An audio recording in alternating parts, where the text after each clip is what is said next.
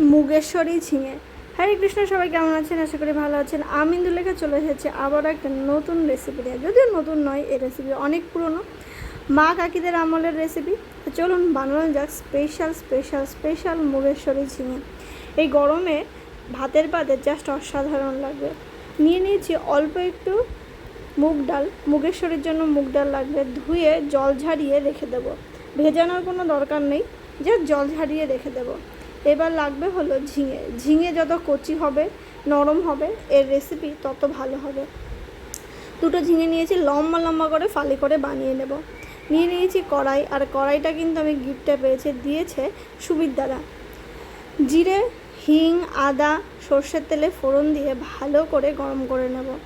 ভগবানের আশীর্বাদে রান্না করতে খুব ভালোবাসে, আর আপনারা যে এত এত এত ভালোবাসা দিচ্ছেন নতুন পেজে কী বলবো। আদা জিরে ভাজা হয়ে গেলে দিয়ে দেব ডালটা। ডাল আগের থেকেই যেহেতু জল ঝরিয়ে রেখেছিলাম, একটু ফুলেও গেছে, আবার ঝরঝরাও আছে। এবার তেলের মধ্যে ভালো করে ভেজে নিতে হবে, যতক্ষণ না একটু সুন্দর ভাজা ভাজা গন্ধ বেরোচ্ছে। ঝিঙেটা একটু লম্বা লম্বা করে বানিয়ে নিয়েছি, আগেই বলেছিলাম। তো ঝিঙে যত কচি হবে রান্নার স্বাদ তত ভালো হবে। চেরা কাঁচা লঙ্কা 4টে, দুটোর জন্য, আর একটা গোটা টমেটো। একটু বড় সাইজের টমেটো দিয়েছি, টমেটো কিন্তু দিতেই হবে, কারণ ডালের সাথে টমেটোর একটা আলাদা কম্বিনেশন আছে, একটু টক টক মিষ্টি মিষ্টি ঝাল ঝাল রেসিপি। দিয়েছি ধনে জিরে আর 5 ফোড়ন ভাজার গুঁড়ো, আর স্বাদ মতো লবণ, হলুদ। ব্যাস, এটাকে এবার নেড়ে চেড়ে ভেজে নেব। অবশ্যই কিন্তু 5 ফোড়ন ভাজার মশলাটা দেবেন, না হলে কিন্তু ভালো হবে না। আমি ভাজার সময় এটার ভিডিও করিনি, আমার ভাজা মশলা ছিল সেখান থেকেই দিয়েছি। এবার মশলা কষানো হয়ে গেলে ঝিঙেগুলো দিয়ে নেড়ে চেড়ে ভালো করে ঢাকা দিয়ে একটু ভেজে নিতে হবে। প্রথম অবস্থাতে আমি লবণ দিইনি, কারণ লবণ দিলে ঝিঙের থেকে জল ছেড়ে দেবে, আর ঝিঙে কিন্তু ভাজা হবে না।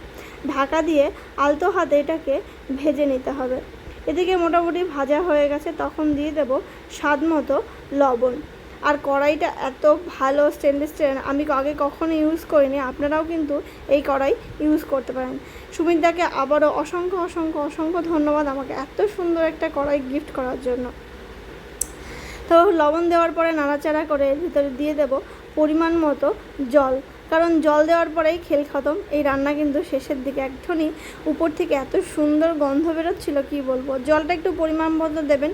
আমি ডালটা পুরোপুরি ফুটিয়ে ফেলবো না, ডালটা মোটামুটি সেদ্ধ হবে আর মাখা মাখা হবে, তবেই না মুগেশ্বরীর স্বাদটা বাড়বে। এবং টকবক করে ফুটছে, এই মতো অবস্থায় নাড়াচাড়া করে ভালো করে মিশিয়ে নিতে হবে ডালের জল আর ঝিঙের রসটাকে। যখন মাখো মাখো হয়ে যাবে, উপর থেকে সামান্য একটু শাহি গরম মশলা, চিনি আর একটুখানি ঘি দিয়ে নামিয়ে ফেললেই রেডি হয়ে যাবে আমাদের মুগেশ্বরী ঝিঙে। একটু ধনেপাতা দিয়েছি গার্নিশিংয়ের জন্য, ধনেপাতার গন্ধ ভালো লাগলে দেবেন, না হলে দেবেন না। গরম ধোয়া ওঠা ভাত আর এই ঝিঙের মুগেশ্বরী বানিয়ে দেখুন, ছোটোর থেকে বড় সবার ভালো লাগবে। যারা ইউটিউব থেকে দেখছেন তারা সাবস্ক্রাইব করে বেল আইকন বাজিয়ে দেবেন, যারা ফেসবুক থেকে দেখছেন অবশ্যই ফলো দিয়ে পাশে থাকবেন, এবং আপনার মূল্যবান কমেন্ট করে জানাবেন যে রেসিপি কেমন লাগলো। বাড়িতে সবার ভালো লেগেছিল, আশা করি আপনাদেরও সকলের ভালো লাগবে।